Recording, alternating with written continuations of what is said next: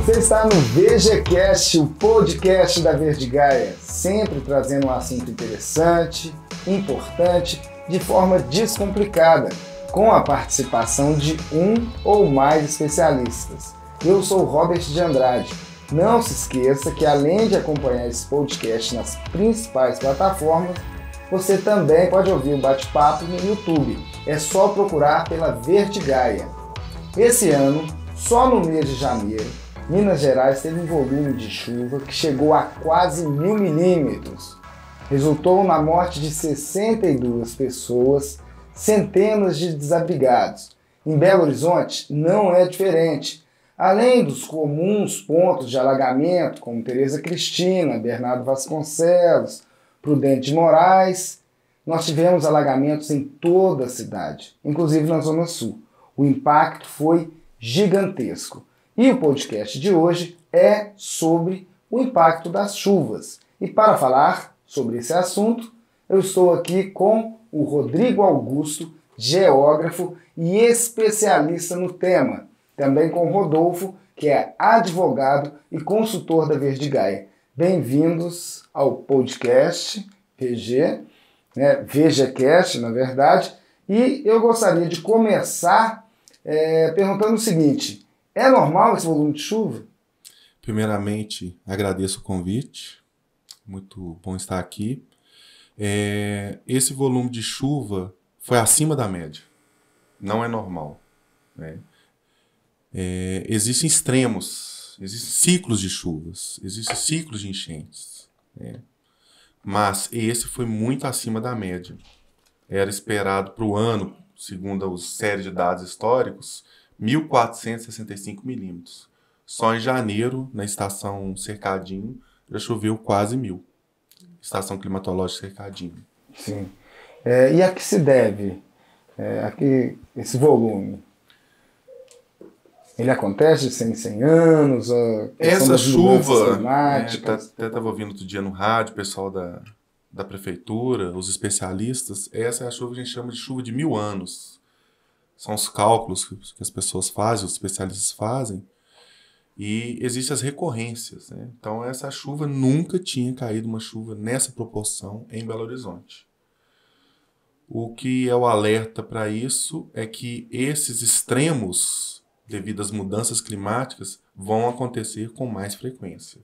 Então são extremos de seca, extremos de chuva intensa e extremos de frio. Já é um reflexo da ação antrópica no clima. E como que, no caso de Belo Horizonte, né, a gente, 1.000 anos, a gente teve uma chuva de magnitude parecida em 1904, a população não chegava a 30 mil. Né? Agora a gente está em 2 milhões e meio, mais de 2 milhões e meio. Isso, meio, BH, né? A cidade cresceu, né? Eu acredito que o impacto seja completamente diferente, obviamente, do que lá em 1904. Né? Tem como as cidades se prepararem para esse tipo de evento climático? Uma coisa que na geografia a gente fala muito, que crescer é diferente de desenvolver. Eles podem converger, né? Mas esse crescimento tem que acompanhar o desenvolvimento. Então, tem como a cidade se preparar, mas Belo Horizonte, a gente não tem como fugir desse contexto histórico, né? Nós temos uma cidade de colinas e serras, né? Morros, principalmente. Essa é a geomorfologia da cidade. E, puxando para o contexto histórico, né, a segregação socioespacial. O que é isso? Nós sofremos um processo de urbanização muito intenso a partir dos anos 40. Então é um polo de atração, cidades como São Paulo, Belo Horizonte. Esse fluxo migratório fez com que muitas pessoas ocupassem áreas indevidas. Então nós vamos ter dois cenários. Os cenários dos morros, das encostas, e o outro cenário que é a parte de baixada, que é a parte que a gente pode chamar de várzea ou de acúmulo de água. Então nós vamos ter esses dois cenários na cidade. Um é o mais recorrente em todo verão, que é a área de acúmulo de água, onde tem as enchentes. Né?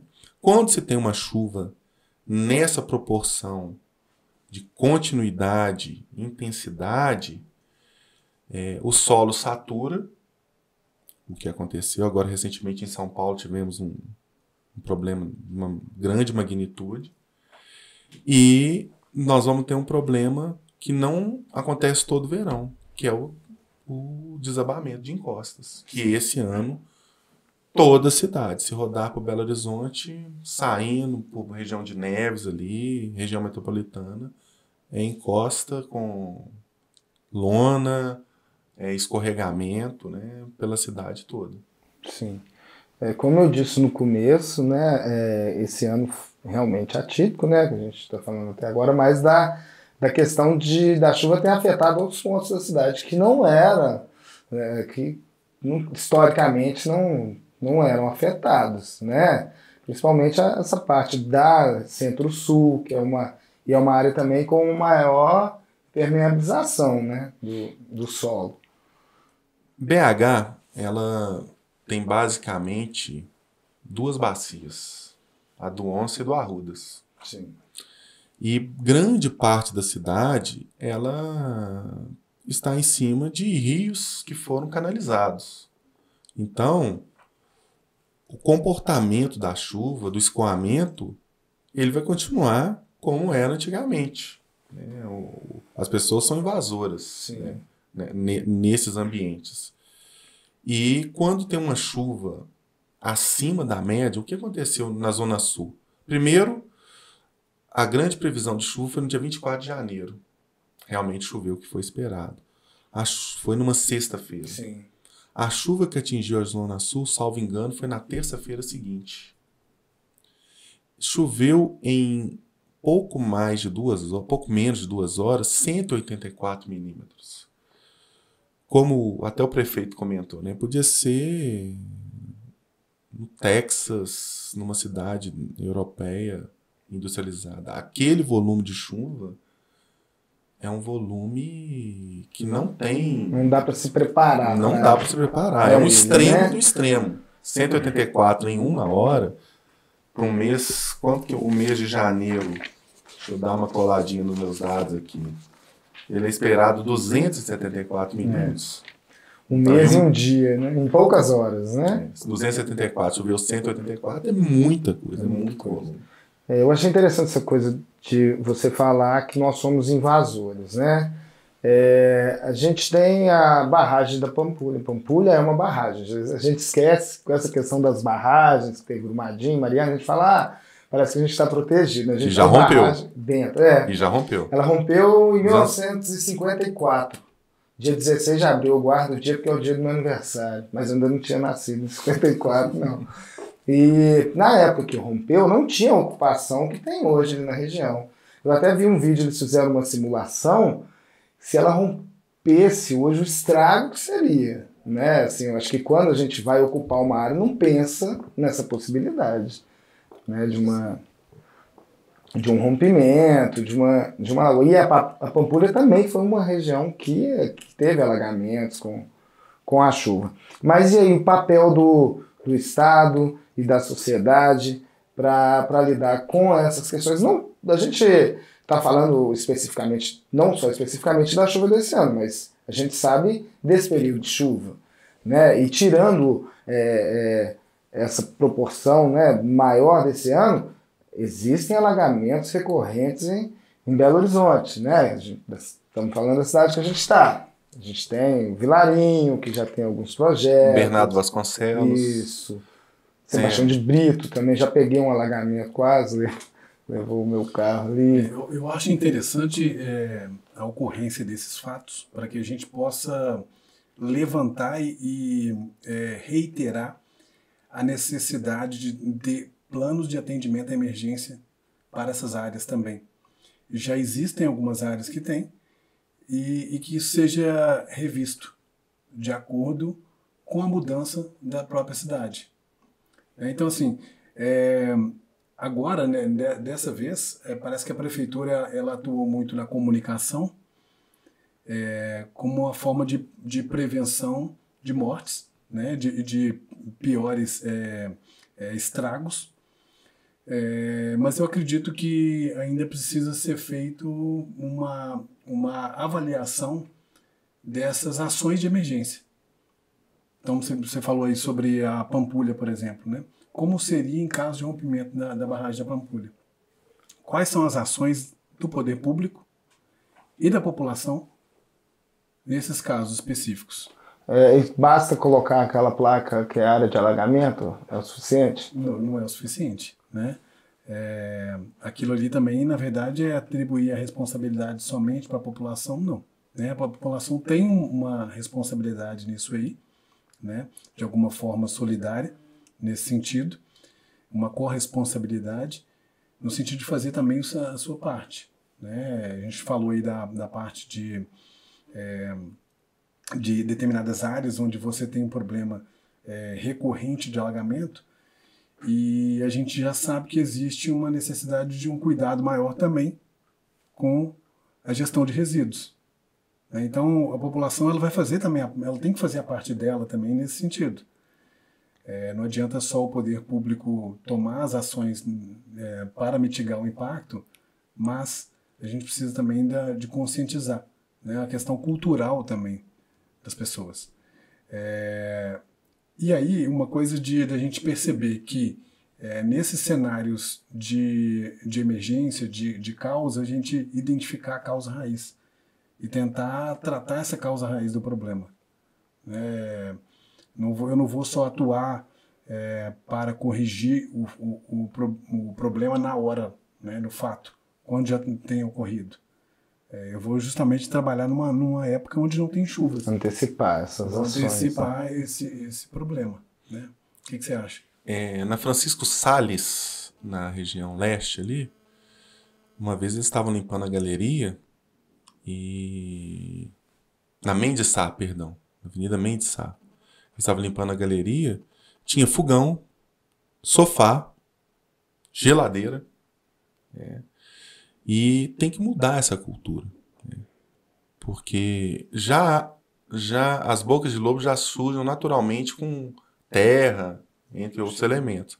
Mas garrafa de PET, outros resíduos, né, também acumulam, e muitas vezes ali, em determinados pontos, por causa de uma boca de lobo, entope e vai ter um dano ali grave. Contribuir para o alagamento. Né? Contribuir para o alagamento. Eu acho que esses resíduos domiciliares as pessoas entenderem que a boca de lobo não é local para ser destinado ao resíduo.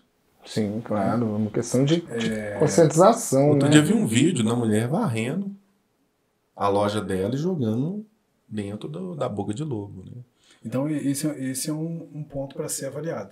Outro ponto além disso, a questão principal também é que o mapeamento dessas áreas, parece que ele já foi feito, a prefeitura tem isso mapeado, só que a gente também não tem muito acesso, eu acho que é uma questão também de comunicação, de quais são as ações que foram feitas e quais as ações precisam ser feitas ainda, né? Para tentar diminuir o impacto dessa ocorrência.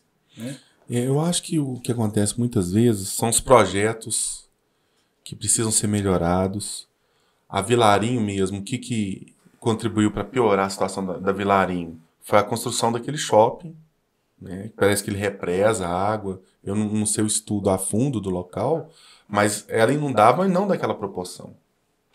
Então, às vezes, são projetos que precisam ser vistos de uma maneira mais sustentável para a cidade. Esse estudo de impacto, né? Estudo de impacto.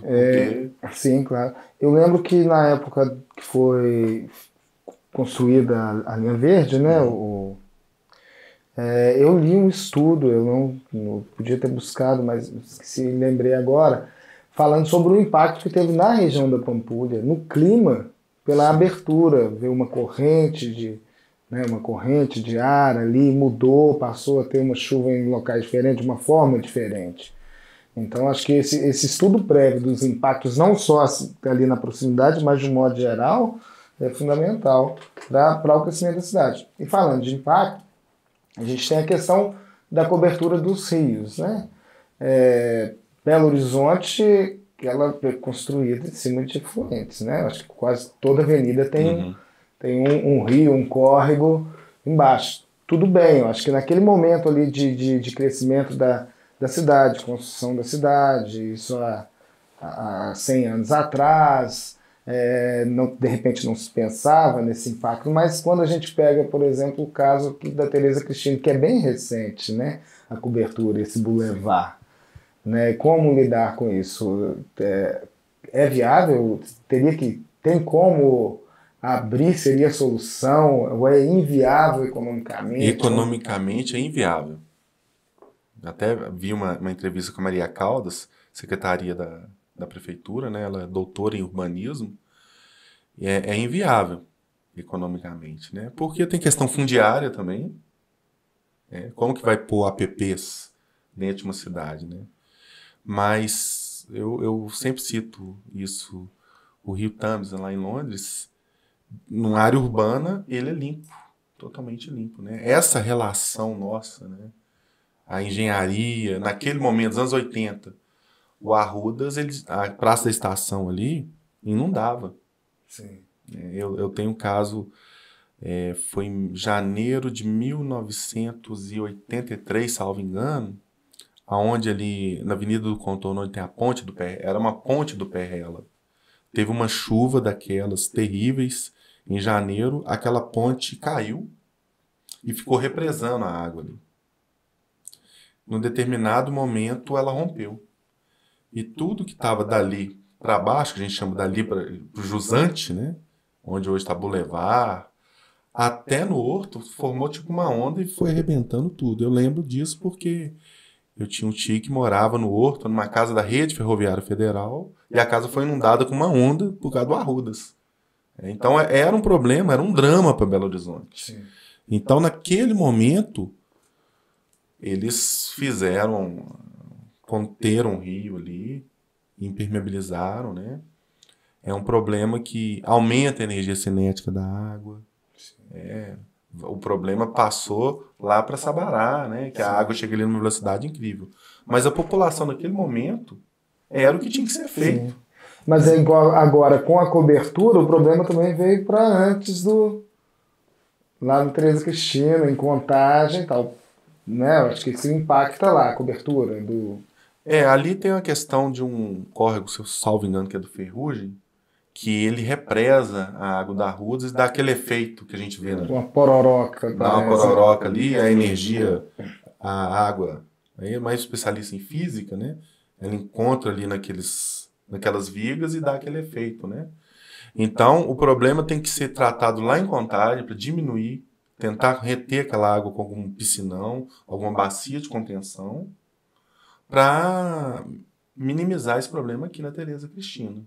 Ali, na Tereza Cristina, os moradores já têm treinamento para sinalizar para os vizinhos, no caso dela encher e transbordar ali e impactar na área. Então a gente vê que não basta o poder público, só Belo Horizonte, só tem que ter esse diálogo aí entre as prefeituras, essas ações têm que ser conjuntas. Tem que ser conjuntas. Né? Porque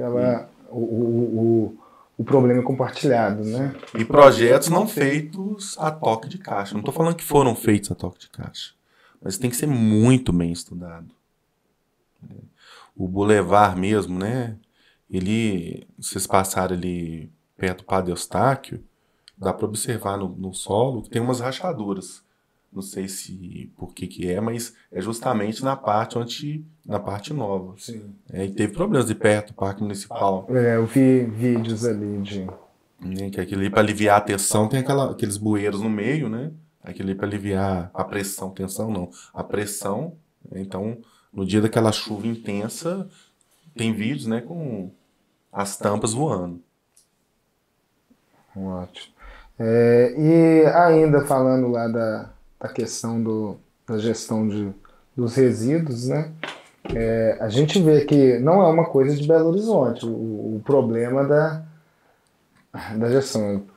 A gente vê que as cidades no Brasil inteiro têm dificuldade também de lidar, e ainda somada à população. Para além dessa conscientização que você citou, teria mais alguma ação que pudesse minimizar os impactos? Acredito que isso poderia ser sanado de alguma forma se houvesse também incentivo para fazer uma gestão de resíduos, os resíduos domiciliares, né, os resíduos recicláveis, de forma mais efetiva, no sentido de fomentar cooperativas, né, talvez aí, porque só a prefeitura, determinadas áreas já existe a reciclagem, né, só que não é suficiente.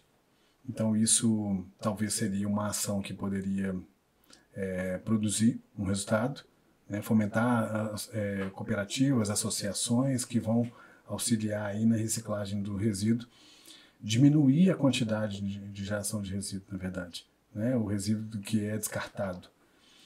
Nós temos aí um problema sério, o derramamento de óleo, né, o óleo de cozinha derramado na rede. Isso ele contamina a água, ele impermeabiliza o solo. Então esse é um problema crítico também. E isso é muito comum. Entope as caixas de gordura. Né? Entope a caixa de gordura. Você não tem uma gestão eficiente disso. Né? Então a coleta dos resíduos nas residências ela ainda é muito ineficaz. Tá? E existe também um problema onde as pessoas não sabem aonde levar esse resíduo também. Então a criação de ecopontos também, de pontos de coleta disso, poderia diminuir também esse problema. Né? Seria um ponto. E acredito também que trabalhar na causa raiz do problema também, ou seja, inserir também matérias de educação ambiental, gestão de resíduos nas escolas municipais, estaduais, tratar desse tema com a verdadeira importância que ele precisa. Eu acho que é um ponto que precisa ser avaliado. E a gente tem aí várias legislações que tratam do tema, né? Nós temos aí desde a política nacional de resíduos, temos a política estadual, né, de resíduos, uma política estadual que trata da reciclagem do óleo também, né? Nós temos a lei municipal, que fala da gestão de resíduos em geral. E aí temos todo esse arcabouço legal em confronto de alguma forma com a educação ambiental e também com o plano diretor do município, que precisa ser respeitado também. Sim, o plano diretor passou por revisão, né, recente, e você acha que já traz o suficiente para lidar com essas questões, tanto da chuva, dos impactos dos resíduos? Acho que eles seguiram o plano, obviamente que todos devemos seguir, mas ele já é robusto nesse sentido? A prefeitura, pelo que eu tenho acompanhado, ela tem propostas interessantes. Eu não me aprofundei muito nessa mudança desse plano diretor, mas o que muitas vezes acontece é que, por exemplo, uma área, pela legislação, que tem que ter, vai ter o habite de um imóvel, de uma área comercial. E dentro daquelas condicionantes ali, tem que pôr aqueles bloquetes vazados, né? Ou alguma área maior que seja permeável. Após o habite, muitas pessoas vão lá e cimentam a área. E isso é um impacto. Né?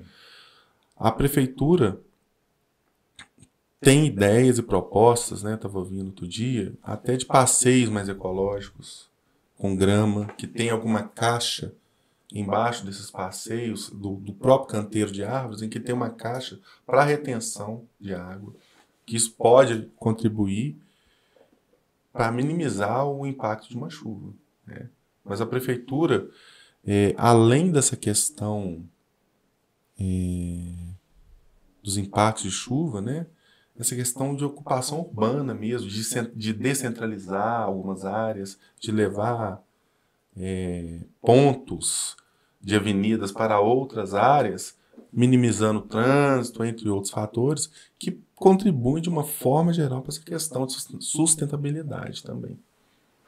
E com relação agora a vivência aí na chuva, você tinha falado que já passou por situações assim, de risco até, em consequência, né? Da chuva. Você podia contar pra gente aí o seu caso? A casa que eu nasci lá no bairro Concórdia é numa área, eu acredito que esse é um dos pontos mais altos de BH, do ponto lá da rua Pitangui. Tem um prédio lá que a gente vê de quase todos os pontos de Belo Horizonte. O fundo da nossa residência, a residência dos meus pais, é uma área considerada área de risco pela prefeitura e pela Defesa Civil. E naquele fatídico dia 24 de janeiro, né, a polícia bateu na casa dos vizinhos todos. Tem uma oficina perto da minha casa, com um galpão cheio de carro. Essa oficina, o barranco cedeu e a polícia preventivamente pediu para todos os moradores saírem. Preventivamente. Então foi um susto. Eu não moro lá, meus sobrinhos que moram. Meu sobrinho me ligou, eu tive que ir para lá. Peguei a chave do carro tremendo. O cenário que ele me passou, eu cheguei e achei que não ia ter nem mais a casa. A casa tem um muro de arrimo bem consistente, mas há um barranco do lado. Se esse barranco romper, o muro vai embora. E os nossos vizinhos abaixo, a Defesa Civil já interditou, falando que eles não podem morar mais lá. E isso já vem de muitos anos, né? Eu tive uma reunião outro dia com as pessoas do entorno. Nós moramos próximo do campo do Pitangui. E foi interessante que eu vi que não era uma demanda só minha. Tinha senhoras lá de 60 e poucos anos que vivem esse drama há 45, 50 anos. Muitas vezes as pessoas tentam simplificar, não falar só sair, mas sair para onde? Né? Esse é o problema. E nesses anos todos, você viu o poder público agir de alguma forma, a não ser retirando as pessoas? Olha, o poder vira e mexe, eu até questionei com um deputado, vira e mexe, o pessoal faz medições. Fizeram medições até na minha casa. Vai o pessoal da topografia, mas eles não falam para que é. Então tem uma turma lá do bairro que está até na justiça contra a prefeitura para ver se toma alguma decisão. E nós estamos tentando investigar por que eles fazem essas medições. Porque essa medição não tem topografia. Diálogo, então, não tem esse diálogo, não. Pergunta, já tentei procurar para saber, mas não tive nenhuma informação. E você, Rodolfo, onde estava no dia da chuva? Da Verdigaia, salvo, né? Até a Verdigaia aqui teve um alagamento, né? Porque veio para esse lado de cá. Mas vocês querem acrescentar alguma coisa, deixar algum... E outra coisa, né? Acho que para a gente fechar seria interessante, de repente, de uma forma resumida, né? Não só a questão da responsabilidade, mas de uma solução, né? Menos paliativa do que a gente tem tido aí nos últimos tempos. Podiam contribuir aí com... Você falou dos resíduos, mas de deixar uma reflexão nesse sentido. Bom, na verdade, recentemente eu li sobre uma startup aí, né, em Contagem, e acho que em São Paulo também, que desenvolveu uma tecnologia de um chip, um sensor, né, para monitorar o volume, né, de água nas redes pluviais. E aí eu queria saber até do Rodrigo sobre isso, assim, se ele acha que o uso dessa tecnologia aí poderia ajudar aí de alguma forma a prevenir maiores danos aí na população. Você acha que sobre a questão tecnicamente aí seria alguma ação eficaz? Em casos, sim. Em outros casos, não. A tecnologia ela é bem-vinda. Eu recebo alertas da Defesa Civil o tempo todo. Sim. A tecnologia foi importante para o caos não ter sido maior no dia 24, porque eles já sabiam que ia cair uma chuva muito grande naquele dia. Mas, por exemplo, esse monitoramento de galeria, uma vez eu ouvi o responsável pela Defesa Civil de BH, já tem mais tempo, estava ouvindo no rádio. Ele estava comentando que aquela chuva que chega a arrastar carro aqui na Francisco Sá, a Defesa Civil cronometrou. De quando ela começa a arrastar carro. São 4 minutos. Então, nesse caso, não teria como monitorar. Bacia do Rio Doce, Ponte Nova, lá está até comentando aqui. Lá em Ponte Nova, esqueci até o nome do órgão, já faz um monitoramento de toda boa parte da bacia do Rio Doce. Lá é o Rio Piranga, que faz parte. Mas em Ponte Nova, já sabe a hora e o momento que o rio vai transbordar. Ele já tem essa informação. Que tem uma usina antes, já tem os monitoramento, e a gente consegue acessar até pela internet. Em São Paulo, eles colocaram sensores para ver a umidade do solo. Ponto de saturação. Só que não estava homologado ainda para dar o alerta. Mas está tendo essa discussão, porque já sabia que ia que ia ter o escorregamento, porque quando o solo chega num determinado grau de saturação, ele vai deslocar. Então, a tecnologia ela pode contribuir, mas muitas vezes tem que ter homologação, tem que ter o Estado, né, nesse momento. Eu trabalho com licenciamento há muitos anos, eu fiquei responsável uma vez pela criação de um plano de enchentes numa usina hidrelétrica. Então, passei todos os parâmetros para o empreendedor, aí esbarrou na legislação. Quem que, quando tocasse a sirene, quem que ligaria para a Defesa Civil no local? A pessoa estava vinculada a um empreendimento privado. Ela ia ter carteira assinada ou não ia? Então, muitas vezes esbarra em outras vertentes. Sim. Então, quem que vai acionar? Como que vai ser? Eu não sei profundamente sobre essa startup, mas, como falei, tecnologia ela é sempre bem-vinda. Sim. E aí talvez até seja interessante aí, para a prefeitura, sempre tem aí editais aí de projetos, né, que a prefeitura dá de alguma forma um incentivo, né, que vão beneficiar de alguma forma a população.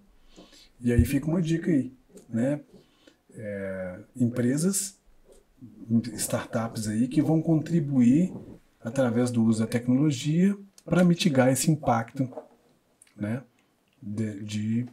das enchentes aí.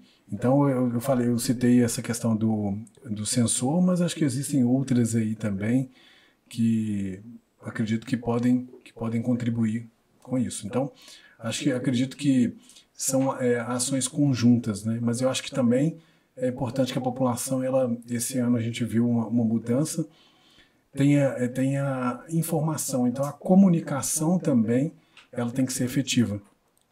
Tem que ser clara e efetiva. As pessoas têm que saber quais são as ações que estão sendo tomadas, o que fazer nos casos de emergência, e a quem recorrer, né? E caso ocorra os danos, como é que vai ser feito? Quais são as tratativas disso? Eu acho que esse ano teve uma mudança, mas eu acredito que ainda tem muita coisa para ser feita. Você tem alguma coisa a acrescentar, Rodrigo?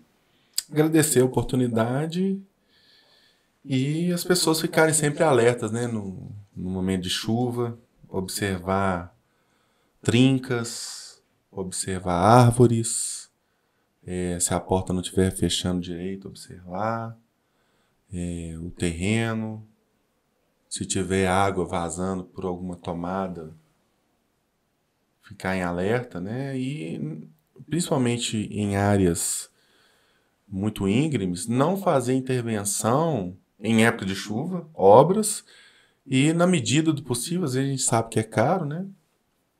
Procurar um profissional habilitado e capacitado para isso. Joia. Hoje eu conversei com o Rodrigo Augusto e com o Rodolfo Mares. Foi um prazer receber vocês aqui. Não deixe de acompanhar nossos podcasts, o VejaCast. Só entrar nas nossas redes sociais. Foi um prazer estar com vocês. Até o próximo.